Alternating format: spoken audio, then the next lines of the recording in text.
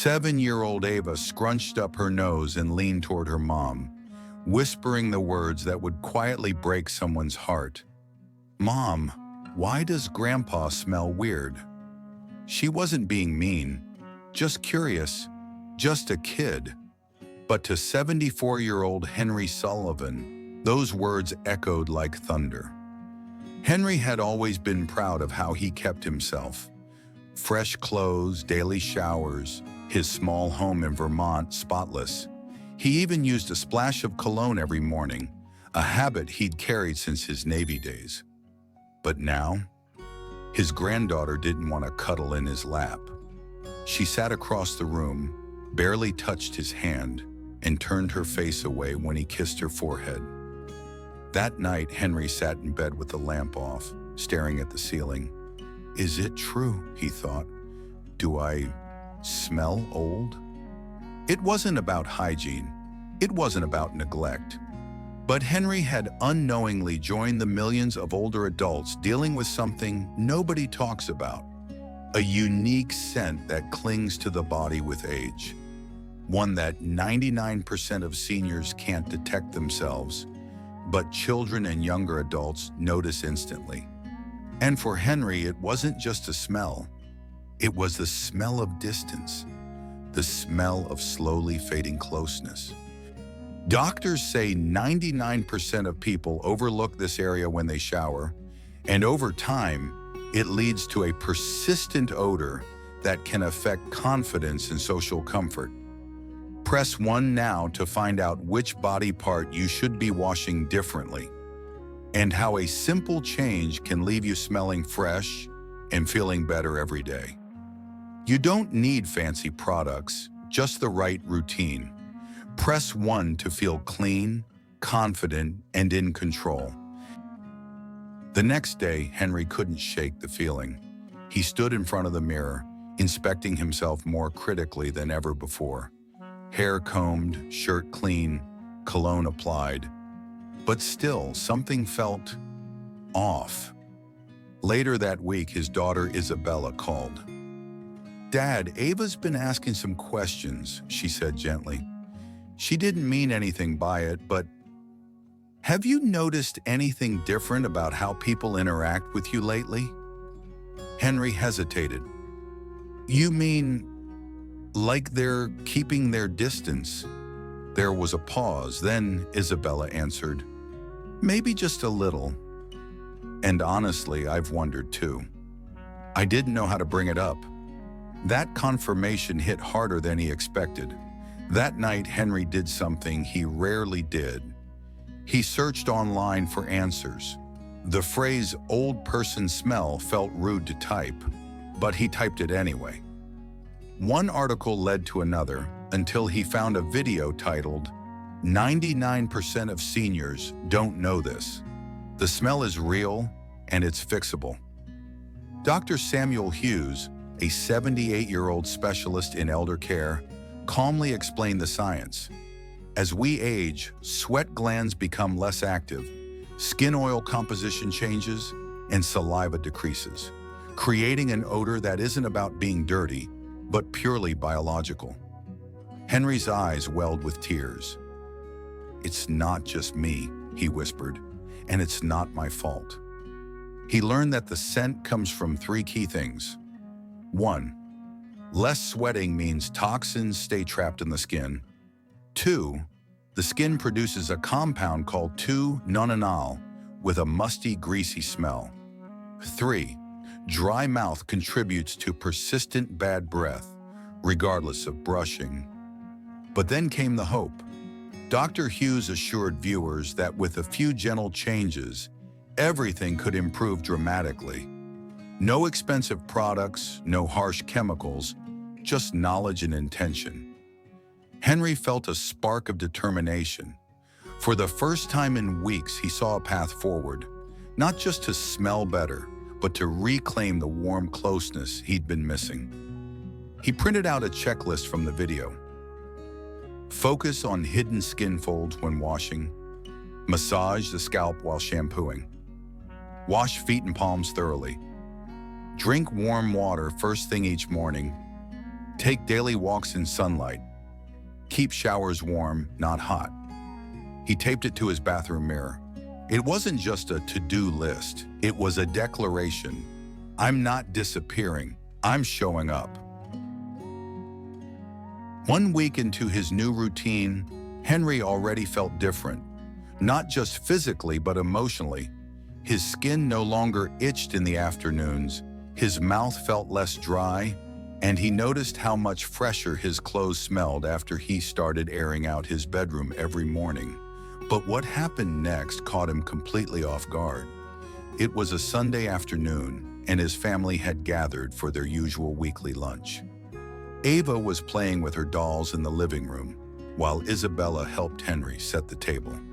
He moved with more purpose now, confident in his clean, crisp button-up shirt and neatly combed hair. But still, a small voice in his head whispered doubt. Then it happened. As they sat down to eat, Ava climbed up beside him, on her own. No prompting, no sideways glances. She nestled into his side and laid her head gently against his arm. Henry froze. It was the first time in months she'd sat that close. "I like how you smell today, Grandpa," she said softly, smiling up at him. The room went silent for a second. Isabella looked up from her plate, her eyes softening. "She hasn't done that in a long time," she said, almost in a whisper. Henry didn't know whether to laugh or cry. All the embarrassment, confusion, and silent distance of the past few months, gone in a single moment. That night, he called his friend Fred, a retired mailman who'd mentioned feeling invisible around his grandkids lately. Henry recounted the story, telling him everything about the smell, the science, and the checklist that changed everything. Fred listened quietly. Then he sighed and said, "You mean to tell me it's not just me? I thought I was losing my mind. Or worse, my family." "It's not just you," Henry said, "and we don't have to just live with it." From that day forward, the two old friends made a pact. They'd take control of their aging, gently, respectfully, but deliberately, and they'd help others do the same.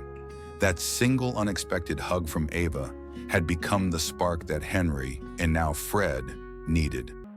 A small act of closeness that reminded him. He was still lovable. He was still worthy of touch. And he didn't have to fade quietly into the background. 1 week into his new routine, Henry already felt different. Not just physically, but emotionally. His skin no longer itched in the afternoons. His mouth felt less dry, and he noticed how much fresher his clothes smelled after he started airing out his bedroom every morning. But what happened next caught him completely off guard. It was a Sunday afternoon, and his family had gathered for their usual weekly lunch. Ava was playing with her dolls in the living room, while Isabella helped Henry set the table. He moved with more purpose now, confident in his clean, crisp button-up shirt and neatly combed hair.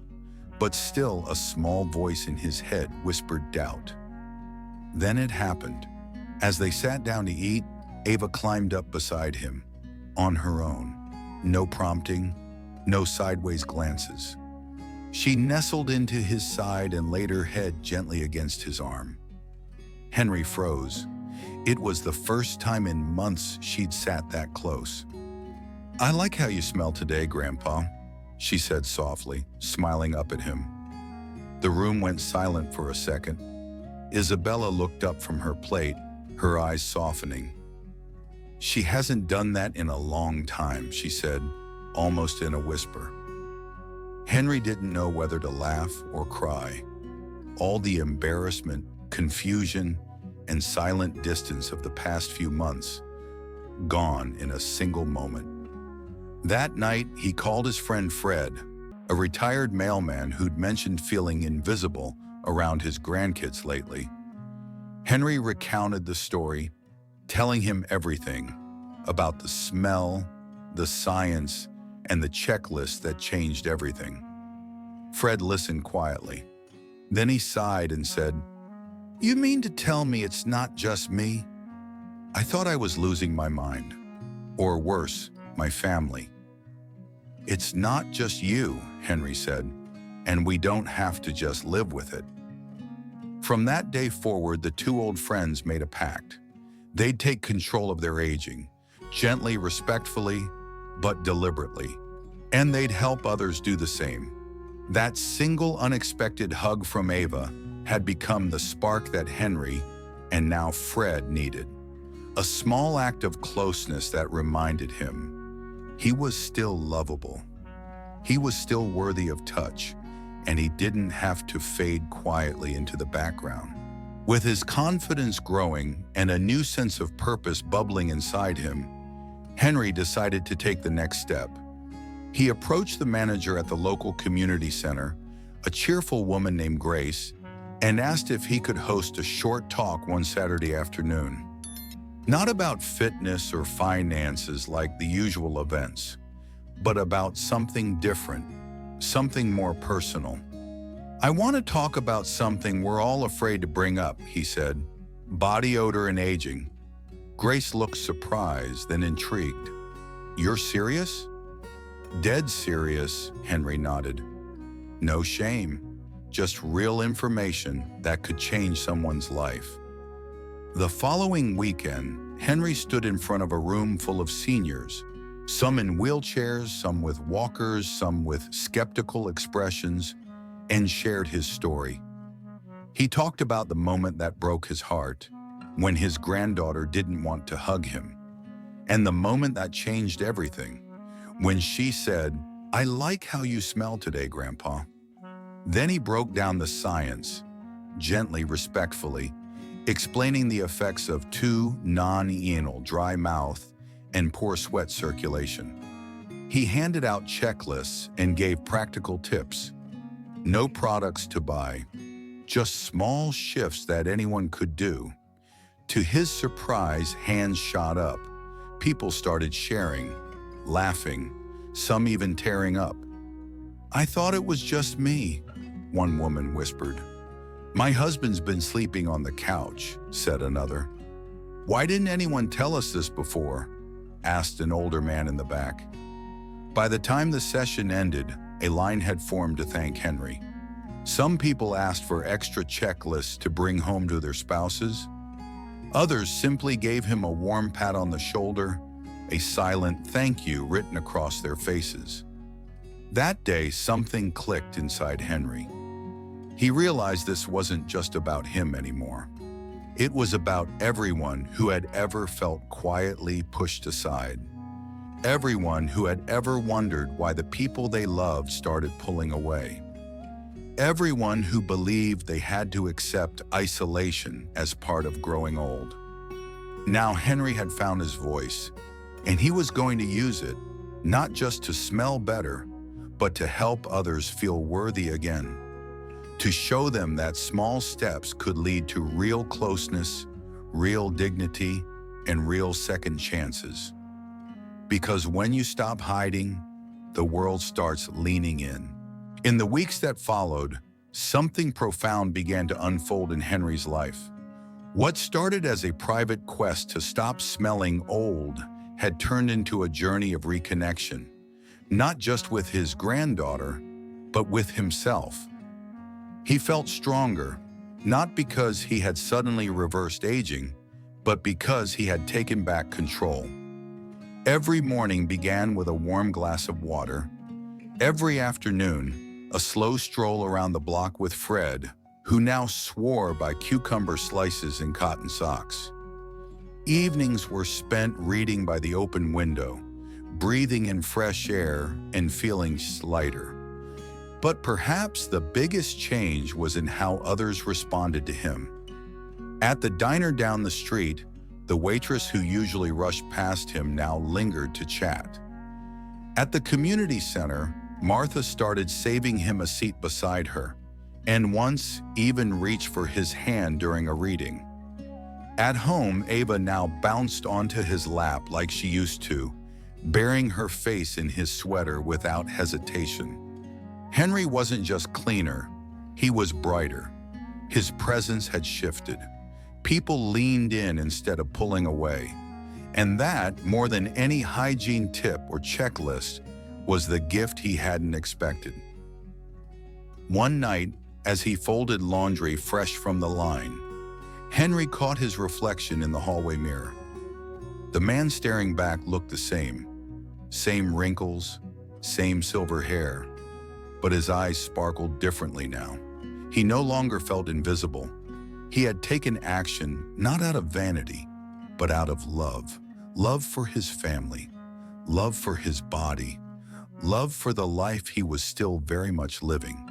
He'd turned discomfort into dignity, shame into service, silence into strength, and the ripple effect was undeniable. Fred had started speaking up in his men's group. Grace asked Henry to host monthly talks. Martha baked him a loaf of banana bread just because. For the first time in years, Henry looked ahead with curiosity, not resignation. He had thought aging meant fading, but now he understood. It meant evolving. And with every small choice he made, he was writing a new chapter. One not defined by decline, but by resilience, wisdom, and the quiet power of showing up for yourself every single day. It had been 3 months since Henry first heard his granddaughter say those honest, heartbreaking words. And now as he stood beneath the soft morning sun, coffee mug in hand, watching Ava draw with chalk on the driveway, he felt something he hadn't in years. Peace. Not the kind that comes from giving up, but the kind that comes from showing up. He had learned to care for his body not because he was ashamed of aging, but because he valued the connections aging had made more precious. The embrace of a child, the closeness of a friend, the knowing glance across the table. He no longer feared being pushed away. He no longer worried that people were whispering behind his back, because he had faced the truth and used it to build a better version of himself. One warm evening, Henry stood at the community center stage again, this time speaking not just as a concerned grandfather, but as a voice for every senior who'd ever felt too embarrassed to ask, "Is it me?" His message was simple. Aging doesn't mean fading. Smelling different doesn't mean being dirty. And needing help doesn't mean you failed. "It means your body's changing," he said, smiling at the crowd of gray heads and open hearts. "But that doesn't mean you stop deserving closeness. You just need the tools to meet those changes with grace." He looked down and saw Ava in the front row, sitting beside Martha and Fred, beaming up at him. At that moment, Henry wasn't just a grandfather, or a retired postman, or a man fighting body odor. He was a man who had reclaimed his sense of worth. He had proven to himself, and everyone watching, that change is possible at any age, that confidence can return, that love can be rekindled, and that sometimes the smallest habits create the deepest healing. So if you've ever felt like your presence is shrinking, like your touch is unwelcome, or your scent is silently pushing others away, know this: you are not broken, you are not alone, and you are never too old to feel fresh, clean, and deeply loved. The greatest truths often hide in the quietest places. For Henry, it wasn't a doctor's diagnosis or a major life event that changed everything. It was a whisper from a child, a simple question that uncovered a silent struggle shared by millions. The lesson: aging doesn't mean surrendering your sense of self. Body changes are natural, but that doesn't mean they're beyond your control. The old person's smell isn't a character flaw, it's biology. And once you understand it, you can fight it, not with shame, but with gentle care, self-respect, and small daily choices. You deserve to walk into a room without second-guessing your presence, to hold your grandchildren without wondering what they're thinking, to feel comfortable in your own skin at any age. It's not too late. It's never too late. And sometimes the smallest changes, warm water, sunlight, a little scrub behind the ears, unlock the biggest transformations. Here's your action plan. Simple, gentle, powerful. 1. Start your day with 1 glass of warm water. 2. Walk for 15 to 20 minutes outside, once or twice daily. 3. Clean behind your ears, under folds, and between your toes daily. 4. Massage your scalp when shampooing. 5. Eat antioxidant-rich foods like apples and tomatoes. 6. Switch to cotton socks and change them daily. 7. Wash your pillowcase weekly and open your windows morning and night. These aren't drastic routines. They're loving habits, gifts you give yourself and those who love you. Within days, you may notice more smiles, longer hugs, and a deeper sense of belonging. Because staying fresh isn't about impressing others, it's about honoring yourself. Thank you for watching. If you enjoyed this, please like and share with your friends. Your support keeps these stories alive. Don't forget to subscribe so you never miss a new episode. And if today's story touched your heart, leave a comment. I'd love to hear from you. Take care, stay well, and see you in the next story.